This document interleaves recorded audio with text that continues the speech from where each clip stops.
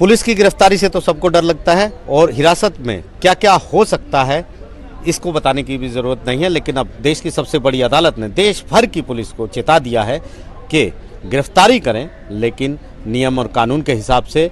तमाम जो डीजीपी हैं, पुलिस कमिश्नर हैं राज्यों के और जो केंद्र शासित प्रदेश हैं, उनके सीधे तौर पर कहा है कि वो इन बात का ध्यान रखें कि चाहे कोई अपराधी क्यों ना हो, कितना भी बड़ा हार्डकोर क्रिमिनल क्यों ना हो, अपराधी क्यों ना हो, उसके साथ भी कानून के तहत गिरफ्तारी के समय व्यवहार किया जाएगा।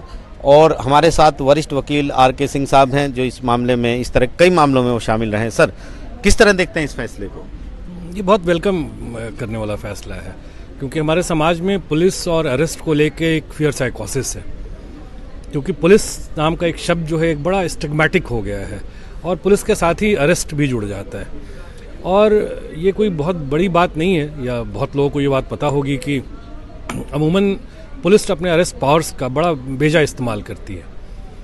और ये सबसे बड़ा जो एक बड़ी मतलब जजमेंट थी वो 1997 में ए.के. वासु वर्सेस स्टेट का आया था, जब सुप्रीम कोर्ट ने स्पष्ट गाइडलाइन कहा था कि अरेस्ट करते समय आपको किन किन प्रावधानों का ख्याल रखना होगा, जिसमें ये बहुत लाजमी था कि पुलिस ऑफिसर जब अरेस्ट करने के लिए जाए तो वो उसका आइडेंटिफिकेशन बिल्कुल क्लियर हो।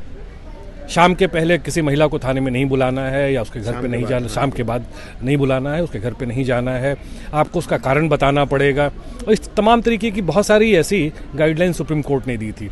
लेकिन इन गाइडलाइन के रहने के बावजूद भी बहुत बार हम लोगों ने देखा है, ऐसे पर्सनल लॉयर भी मैं बता सकता हूँ कि ऐसी बहुत सारी घटनाएं, ऐसे बहुत सारे मुकदमे हमने करे हैं जहाँ पे पुलिस गाइडलाइंस की बिल्कुल ब्लेटेंटली उसको फ्लॉन्ट करती है। उनके अपने कारण हो सकते हैं, लेकिन अगर जो सुप्रीम कोर्ट ने गाइडलाइंस बनाए हैं और वो सीआरपीसी और जो हमारे क्रिमिनल लॉज हैं उसके हिसाब से बनाए गए हैं, तो पुलिस का ये फ़र्ज बनता है कि ये उसको अक्षरशः पालन करे, रिस्पेक्टिव ऑफ सिचुएशन कुछ भी हो। और उसी के मद्देनज़र ये जो लेटेस्ट जजमेंट है जस्टिस अमानुल्लाह का, वो एक बहुत बड़ा प्रहार है पुलिस पे, जहाँ पे अमानुल्लाह ने बिल्कुल स्पष्ट कहा है कि इस मुल्क में एक अपराधी को भी उतना ही राइट है जितना एक गुनाह को है। और उन्होंने कहा कि पुलिस को कि आप जो सीआरपीसी के जो प्रोविजंस हैं, जो न्यू एक्ट में भी प्रोविजंस हैं, जो चेकलिस्ट के हैं, आपको उसको किसी भी स्तर पे करना ही पड़ेगा। जीरो टॉलरेंस होना चाहिए। और इसके मद्देनज़र उन्होंने जब जितने भी राज्य हैं उनके डीजीपी को ये स्पष्ट आदेश दिया है कि इसको फॉलो अप कराना पड़ेगा। फर्ज कीजिए कि कोई इसका फॉलो अप नहीं होता है, तो वैसे सिचुएशन में वो डीजीपी कंटेम्प्ट में आएंगे। जी, तो एक बड़ा फैसला, बड़ा असर वाला हम कह सकते हैं। ऑब्वियसली बहुत बड़ा फैसला है, ये बहुत बड़ा फैसला है। सबसे बड़ी बात यह है कि हमने देखा है अनिश कुमार का इसमें जिक्र हुआ जजमेंट का, जिसमें कहा गया था कि 7 साल तक की जो सजा वाले प्रावधान वाले जो धाराएं हैं उसमें पुलिस गिरफ्तार ना करे जब तक कि कोई जो आरोपी है वो सहयोग ना कर रहा हो।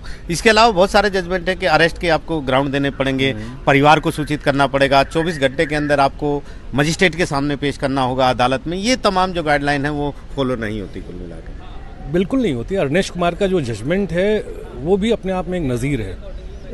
ये पुलिस के पावर्स को बहुत डाइल्यूट किया गया है, डाइल्यूट इन द सेंस कि इक्विटेबल किया गया है। डाइल्यूट नहीं कर सकते, पुलिस के पावर्स को हम डाइल्यूट नहीं कर सकते, उसको इक्विटेबल किए हैं और जुडिशियस किए हैं। अनिश कुमार के जजमेंट में ऑनरेबल सुप्रीम कोर्ट ने यह स्पष्ट कहा था कि जो अपराध जिसकी सज़ा 7 साल से कम हो उसमें आप आनन फानन में अरेस्ट नहीं करेंगे, आप एक प्रॉपर इंक्वायरी करेंगे और सामने वाले आदमी को जो भी जिनके ऊपर चार्जेस है आप उसको सफिशिएंट मौका देंगे कि वो आप इंक्वायरी ज्वाइन करें और अपने एक्सप्लेनेशंस दें। अगर इस तरीके से बैलेंस पावर ऑफ अरेस्ट दे दिया जाएगा तो हम और आपको सुरक्षित नहीं है।